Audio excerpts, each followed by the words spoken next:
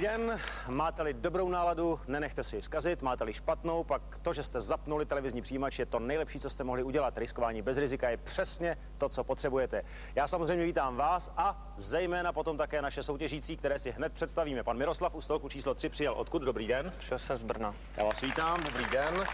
Paní Dáša je Dobrý den, z Jihlavy. Ano, vítám i jí. A pan Roman, ten je tady z Prahy. Ano, z Prahy 5 Lužin. Takže můžeme začít první kolo. Jedem.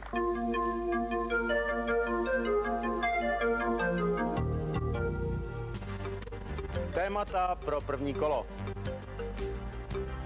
Zajímavosti světa, malířské potřeby, originální texty skupiny Puty,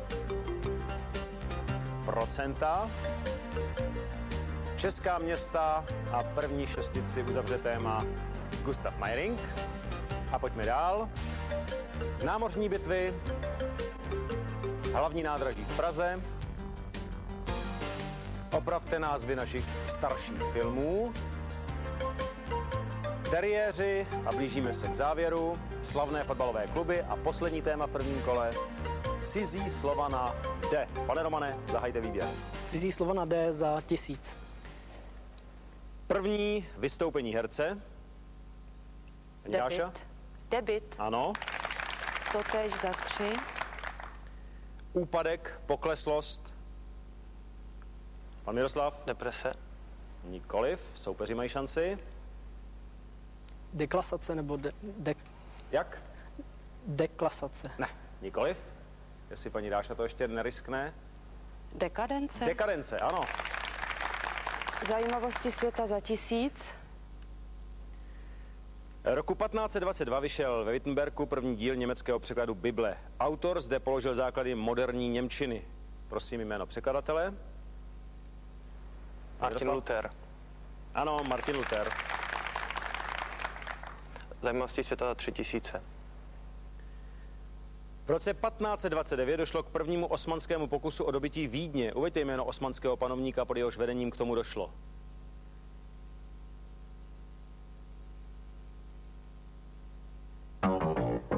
Byl to sultán Sulejman I. Nádherný.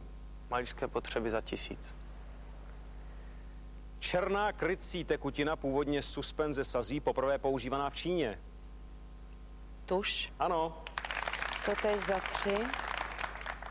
Ředidlo olejových barev vyráběné ze dřeva borovic a jedlí. Pan Roman? Terpentin. Ano. Procenta za 1000. A máme tady první prémii dnešního pořadu, tak tedy pan Roman bude odpovídat sám.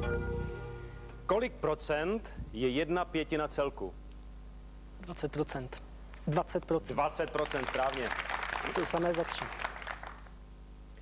Kolik procent obvodu čtverce tvoří délka jeho strany?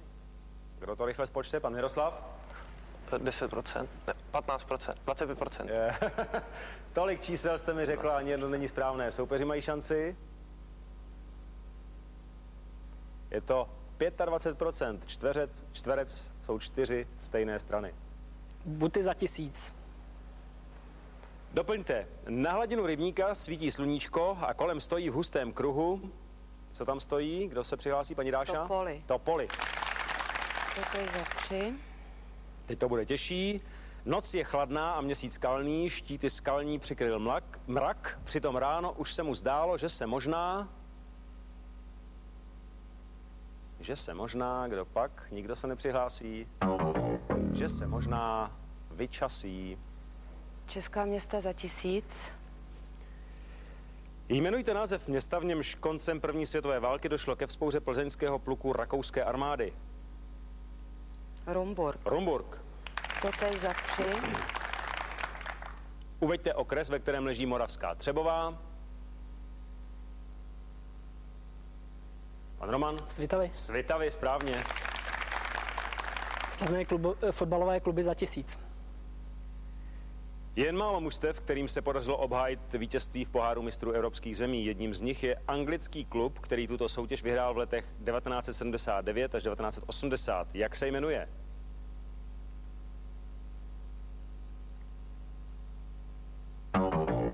Byl to Nottingham Forest. Totéž za 3000. Jak se jmenuje fotbalový klub, který byl založen již v roce 1873 ve Velké Británii a své domácí zápasy hraje na stadionu Ibrox Park?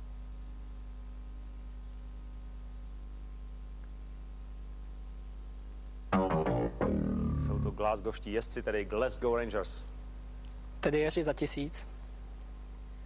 Které plemeno z následujících teriérů je lovecké? Airedale Terrier, Bedlington, Yorkshire, Fox Terrier. Fox Terrier. Fox Terrier, ano. Teriéři za 3000. K jakému účelu byl vyšlechtěn americký Staffordshireský Terrier? Na chytání otroků. Nebo hlídání. Nevyšlo, nevyšlo, soupeři mají šanci. Psí zápasy, k psím zápasům. Pan Roman. Opravte názvy našich filmů za 1000. Přijdu za chvíli. Tak pak se... Paní Dáša? Přijdu hned. Přijdu hned, ano. Totéž za 3. Polibek ze Staniolu. Kdo pak se přihlásí opět, paní Polibek Dáša? ze stadionu. Ze stadionu, správně.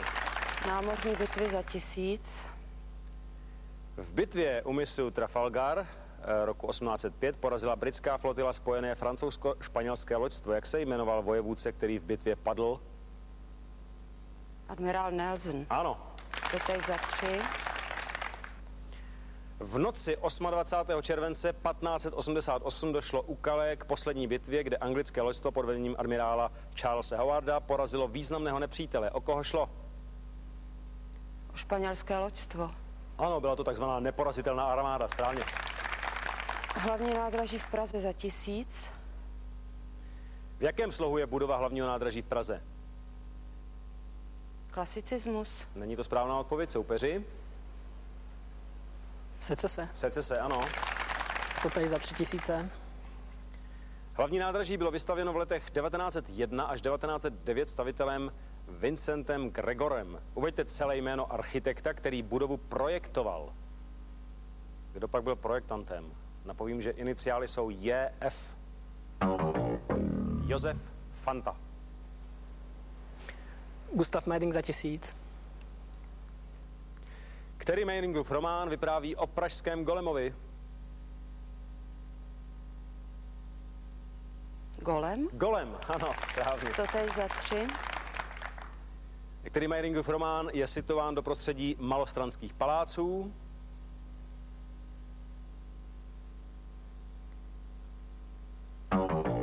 To Valpuržina noc. Máme za sebou první kolo, pojďme se podívat na vaše konta. Tak tedy, pan Miroslav, no, zatím se drží zpátky, minus 5000 korun. Paní Dáša naopak utekla trochu, 15 000 korun a pan Roman 3000 korun.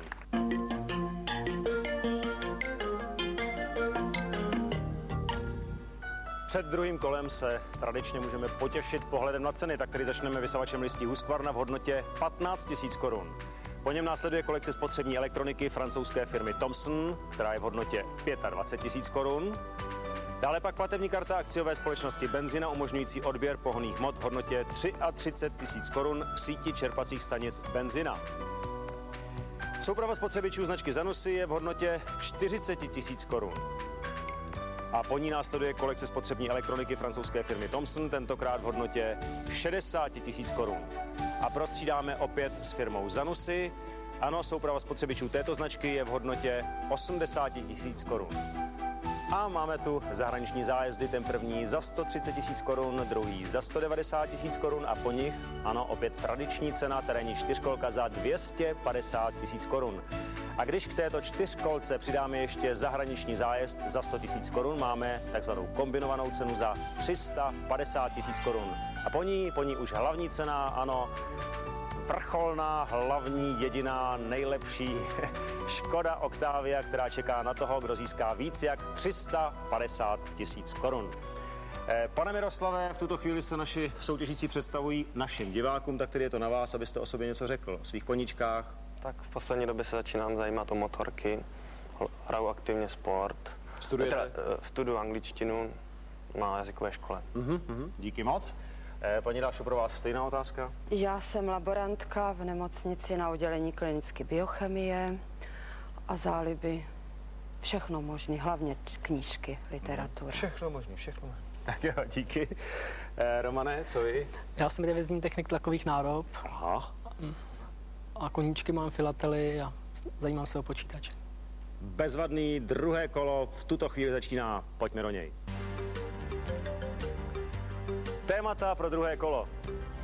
Generál Píka. Osobnosti Národního divadla v Praze. Určete autora veršů. V roli detektiva. Poznejte evropský stát. A vojenský slang.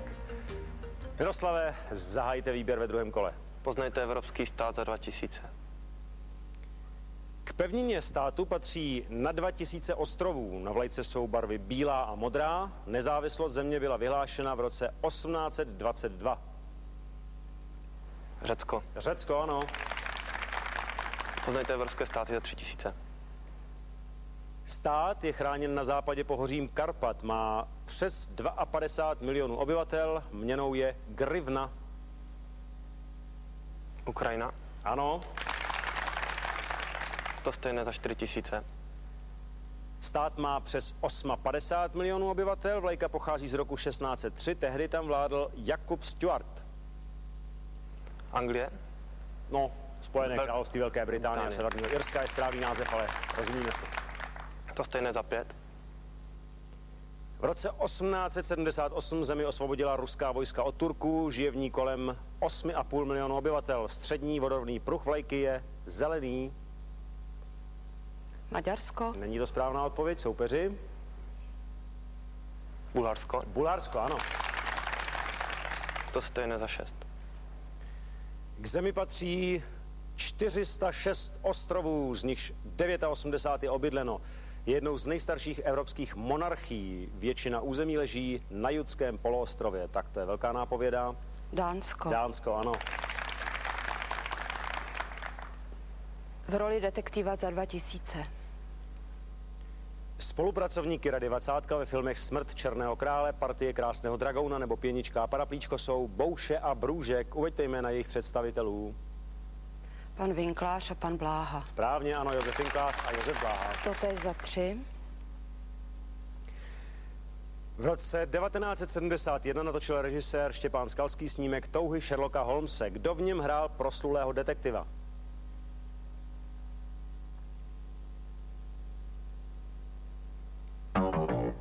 Byl to Radovan Lukavský, Vocna hrál Václav Voska.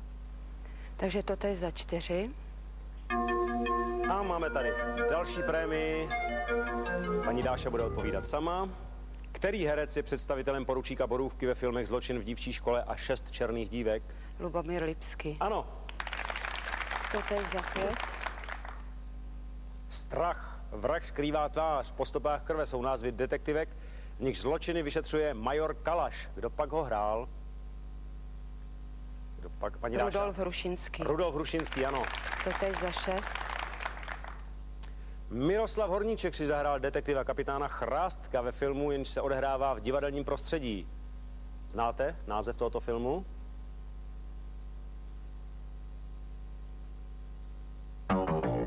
Film se jmenoval Smrt za oponou. Takže osobnosti Národního divadla v Praze za 2. Která slovenská sopranistka zpívala Libuši při znovu otevření Národního divadla 18. listopadu 1983? Iniciály G. Gabriela Peněčková. Totéž za 3. V roce 1959 přichází na scénu činohry Národního divadla režisér a herec s monogramem MM. Zemřel v roce 1990. Řekněte jeho jméno. Miroslav Macháček. Miroslav Macháček. Totéž za 4. V roce 1936 se ujal na dlouhá léta dirigentského postu v Národním divadle dirigent České filharmonie. Kdo pak to byl? Opět napovím Václav Talich. Václav Talich. Za 5 totéž. Kdo byl prvním ředitelem Národního divadla po jeho znovu otevření 18. listopadu 1883? Zkusím Jaroslav Kvapil. Není to správná odpověď, soupeři mají šanci. František Adolf Schubert, spisovatel. Totež za 6. Kdo byl Saša Machov? Saša Machov. Já to přečtu. Od roku 1946 do roku 51 choreograf a šéf baletu Národního divadla, zakladatel moderního českého baletu na jevišti Národního divadla. Generál Píka za 2. Jaké je křestní jméno generála Píky? Heliodor. Ano. Generál Píka za 3. Které známé bitvy se jako důstojník československých legií zúčastnil v Rusku? To velice známá bitva. U Tobruku. Není to správná odpověď. Soupeři mají šanci. Kterou ještě známe? U Zborova. U Zborova, ano. Totež za 4. Ve kterém roce byl komunistickou justicí generál odsouzen k trestu smrti a také popraven? 1950. Není to správná odpověď, soupeři. Bylo to o rok dříve, v roce 1949. Takže totež za 5. Na nádvoří Trestnice pro muže pronesl generál svá poslední slova o sjednocení národa. Ve které věznici to bylo? V Plzni. A jak se jmenovala přesně, jenom upřesněme to? Bory. Bory, ano, správně, Plzeň Bory. Totež za 6. Kolika let by se generál dožil v červenci 1997?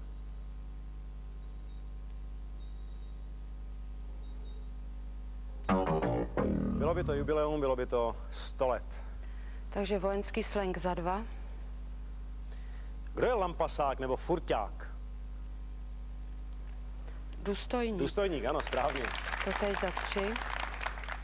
Kdo je rakeťák? Příslušník raketového vojska. Naprosto správně, že odpovídá žena, pánové mlčí. Za 4. Kdo je basman nebo basista? Ten, kdo sedí v base. Tak, správně, vojenský vězeň. Za 5. Kdo to byl? Politruk? Pan Miroslav? Tak kdo učil vojáky politiku? No, já to uznám, je to zástupce velitele pro věci politické, tak zní oficiální název. Vybíráte? To stejné za 6. Co je to atombordel? To je také velice známý výraz. Je to taková ústroj proti atomovým zbraním. Je to takový v podstatě igelitový plášť. No, nemohu to asi uznat, ne, bohužel, sice jste blízko, ale není to proti atomovým zbraním, jak jste Chemickým říkal. zbraním teda. Chemickým i jaderným je to. Proti chemickým Dobře, jaderným. tak jste to ještě stačil napravit. No, nerad to dělám, protože mě diváci budou vyčítat, že jsem příliš tolerantní, ale v tomto případě dobře. Prostředky chemické obrany, vybírejte dál. Určitě autora veršů za 2.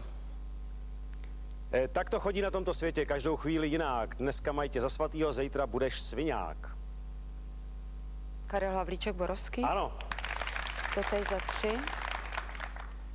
Na bílou plochu sedlák močku lije, tekuté napřed, tuhé později. Věz, že i hnůj je někdy poezie, leč naopak je tomu častěji.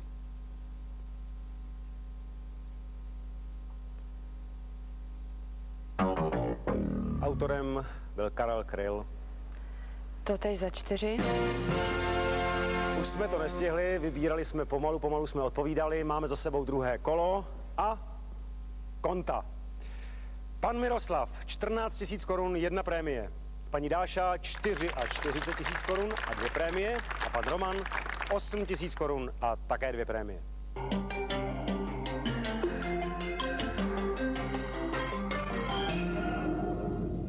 Všichni 3 soutěžící jsou ve finále, všichni 3 čekají na témata. Prosím. Pro audio. Hlasy herců. Pro video. Známá sousoší a pro text. Světový tenis. Pane Miroslave, které téma si vyberete? Video. Video. Co paní Dáša? Taky video. Také video. A pan Roman? Audio. Audio. Prosím, napište částku, kterou jste se rozhodli v dnešním pořadu risknout.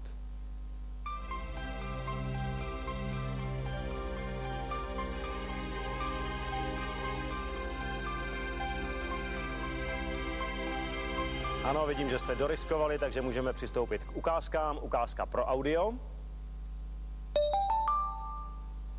Když dva se milují, štěstí jen svoje vidí a srdce neošidí hned první den.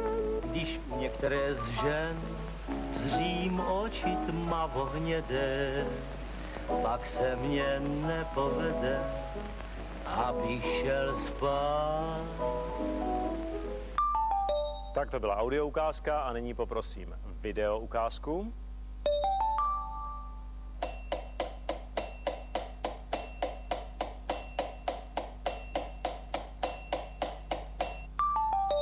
A můžeme se ptát, tak tedy otázka pro video. Viděli jste sousoší dvou postav, tedy dvou bratrů, kteří společně napsali i řadu divadelních her. Jak se oba jmenují? To je otázka pro video a ještě otázka pro audio. Slyšeli jsme ukázku z filmu Přítelkyně pana ministra. Uveďte jména obou interpretů. Prosím, jména obou interpretů. Ano, můžete psát.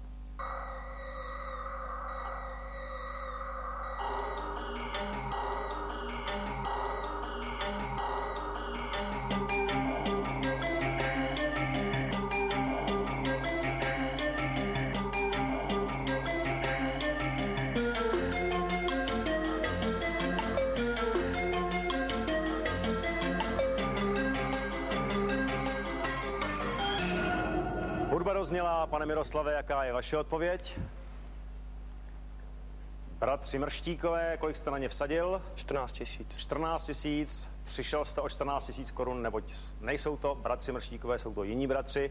Počkám si na odpověď paní Dáši, jak odpověděla ona. Karel a Josef Čapkovi. Karel a Josef Čapkovi, kolik jste vsadila na čapky? 10 000. 10 000 jsou vaše, neboť skutečně je to správná odpověď. Jedná se o Karla a Josefa Čapkovi. Zdá se, že je ovšem rozhodnuto, ale ještě se musím samozřejmě pro pořádek zeptat pana Romana, jak odpověděl on. Nový a Golová, kolik jste na tuto dvojici vsadil? Všechno. Všechno jste vsadil, o všechno přicházíte, neboť to byla Mandlová a Nový. Takže vítězem dnešního pořadu se zcela po zásluze, neboť pánové mají po nule, stává paní Dáša, na jejímž kontě je 54 000 korun a 2 prémie.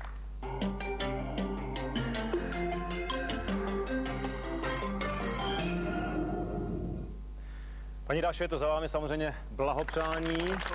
A co jste vyhrála, dobře poslouchejte. Je to kolekce spotřební elektroniky francouzské firmy Thomson v hodnotě 60 000 korun. Jedná se o 100 Hz televizor se superplochou obrazovkou Black Diva o úhlopříčce 72 cm s mnoha nadstandardními funkcemi. Dále pak 6hlavý Hi-Fi stereo videorekordér a ještě mini věž s dálkovým ovládáním a CD přehrávačem. Tak to je tedy věcná cena a druhá možnost, že s námi půjdete dál do dalšího pořadu. Takže jak se rozhodnete? Já to risknu ještě jednou. Risknete to, já se těším, díky za odvahu a v příštím pořadu nashledanou. Co mám připraveno pro vás doma? Samozřejmě otázku na měsíc prosinec, takže dobře poslouchejte. Kdo přebásnil do češtiny libreto muzikálu Jesus Christ Superstar? Kdo přebásnil do češtiny libreto tohoto slavného muzikálu? Odpovědi posílejte tentokrát do 15. prosince na korespondenčním lístku. Nezapomeňte napsat soutěž Riskuj. A když se 19. prosince budete dívat na Snídani s Novou, tak kolem 7 hodiny 20 minuty, možná, že Honza Krasl vylosuje právě vás a možná, že získáte kromě tradiční myčky na nádobí ještě vánočního psa Nováka. Tak to je tedy prosincová soutěž. A kdo jste s námi soutěžil v listopadu, připomínám, že nejstarší zachovalá rozhledna v České republice je na Kleti. Pokud jste něco nestačili zapsat, zaznamenat, všechno najdete v časopise Ano, anebo na teletextu televize Nova na stránce 346. Příště se dívejte, soutěžte s námi, protože riskovat bez rizika můžete pouze na Nově.